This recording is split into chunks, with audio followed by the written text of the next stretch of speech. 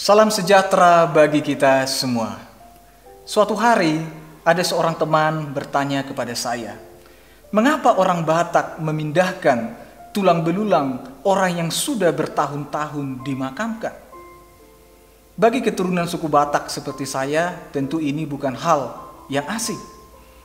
Tetapi bagi mereka yang bukan dari suku Batak, saya akan coba menjelaskan sedikit tentang budaya yang unik ini. Semua suku bangsa di dunia ini memiliki budayanya masing-masing. Bagi orang yang berpikiran sempit, akan sangat mudah mendiskreditkan budaya tertentu. Tetapi bagi mereka yang berpikiran terbuka atau open-minded, mereka akan terlebih dahulu mencoba memahami setiap budaya itu secara objektif, baru membuat penilaian.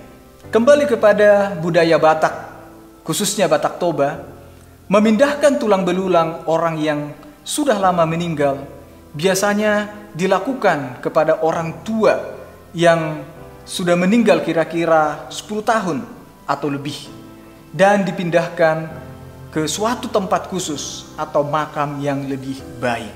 Apa yang menjadi alasannya? Saya tidak terlalu memahami secara menyeluruh tentang tradisi ini, tetapi beberapa hal yang saya tahu diantaranya adalah konsep orang Batak bahwa kematian bukanlah akhir dari segalanya. Selanjutnya adalah penghormatan kepada orang tua, bahwa sebagai keturunan yang berbakti, seharusnya lah mereka menghormati orang tua dengan membuatkan tempat peristirahatan yang baik dan juga supaya mudah diingat oleh keturunannya. Namun ada satu alasan yang sangat penting dan juga menjadi sorotan utama saya, yaitu kerinduan orang Batak untuk kembali ke tanah kelahiran atau kampung halamannya walaupun mereka sudah wafat. Saya pernah mendengar satu cerita tentang satu keluarga orang Batak yang merantau di kota Bandung. Anaknya memesan tempat pemakaman mewah untuk orang tuanya. Awalnya orang tuanya menolak karena bapaknya ini sudah berulang kali berpesan bahwa bila suatu hari nanti dia meninggal dunia, supaya jasadnya dimakamkan di kampung halaman mereka. Tetapi walaupun ada kendala, ayahnya tetap berpesan dia boleh dimakamkan dulu di Pulau Jawa. Tetapi suatu saat nanti tetap tulang-tulangnya dibawa kembali ke kampung halaman bersama dengan jasad ibu mereka, dan kemudian disatukan dengan keluarga inti lainnya di satu pemakaman.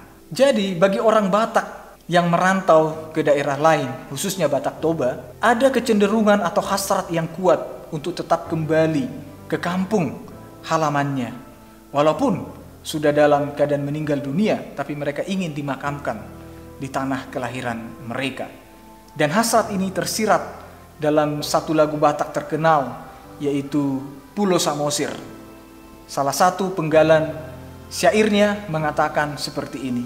Molo marujung ma, musengoluku saya ingot ma, anggo bakeku disi tanomonmu, disi udeaku saya ingot ma. Kira-kira artinya seperti ini. Kalaupun saya pergi merantau jauh, tetapi kalau saya wafat, biarlah jasadku tetap dimakamkan di Pulau Samosir, dari mana saya berasal. Inilah salah satu alasan mengapa ada banyak orang Batak yang memindahkan makam orang tua mereka atau membawa tulang belulang orang tua itu kembali ke kampung halaman, yaitu kerinduan atau hasrat untuk kembali ke tempat dari mana mereka berasal.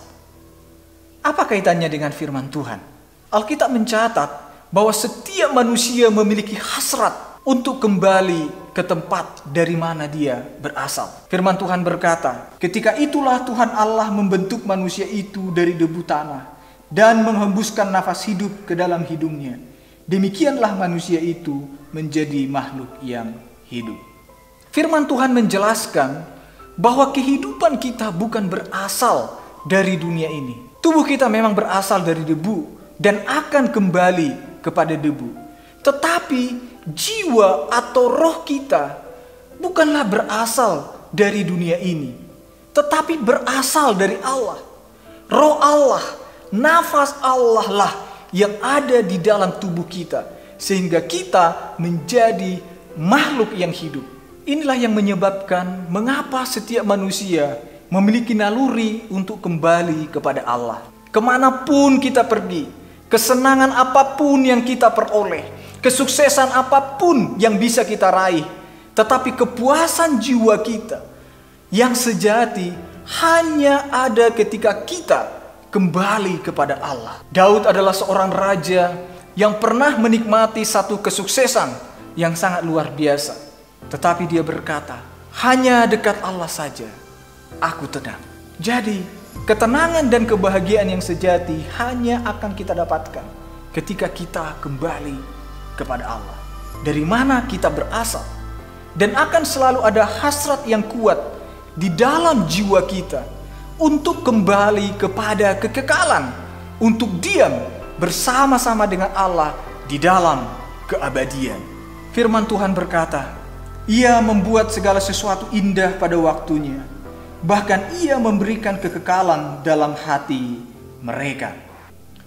Allah memberikan hasrat kekekalan di dalam setiap hati kita semua, karena memang kita berasal dari Allah yang kekal. Bila dalam cerita tadi tentang tulang belulang pulang kampung mengandung makna akan kerinduan yang dalam supaya jasad atau tubuh kita kembali ke tempat dari mana kita berasal, itu juga menyiratkan bahwa jauh di dalam jiwa kita yang terdalam ada kerinduan yang sama, bahkan ada hasrat yang lebih besar untuk kembali kepada Allah, kepada kekekalan dari mana kita berasal. Saudara-saudara, ada beragam harapan kita ketika nanti hidup kita di dunia ini berakhir, termasuk hasrat untuk kembali ke kampung halaman kita.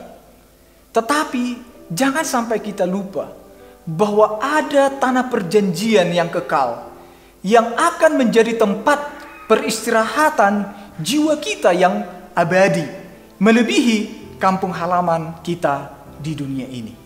Makam yang indah yang bisa dibangun oleh keturunan kita di tanah kelahiran kita adalah tempat istirahat bagi tulang-tulang kita.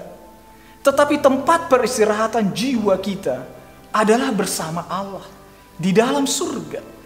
Dari mana jiwa kita berasal? Yaitu tanah surgawi yang kekal dan yang sempurna. Tanah itulah yang dinantikan oleh para saksi-saksi iman yang ditulis oleh kitab Ibrani. Tetapi sekarang mereka merindukan tanah air yang lebih baik, yaitu satu tanah air surgawi. Sebab itu Allah tidak malu disebut Allah mereka, karena Ia telah mempersiapkan sebuah kota bagi mereka. Bagaimana supaya jiwa atau roh kita bisa kembali dengan selamat ke tanah air surgawi itu? Ingatlah selalu akan pesan Yesus. Kata Yesus kepadanya, Akulah jalan dan kebenaran dan hidup. Tidak ada seorang pun yang datang kepada Bapa kalau tidak melalui Aku. Sahabat terang hidup, bila tubuh atau tulang-tulang kita yang fana ini saja begitu berharga, apalagi jiwa atau roh kita yang bersifat kekal, tentulah jauh lebih bernilai karena berasal dari Allah dan akan kembali kepada Allah melalui Yesus Kristus, Tuhan dan Juru Selamat kita. Amin. Shalom.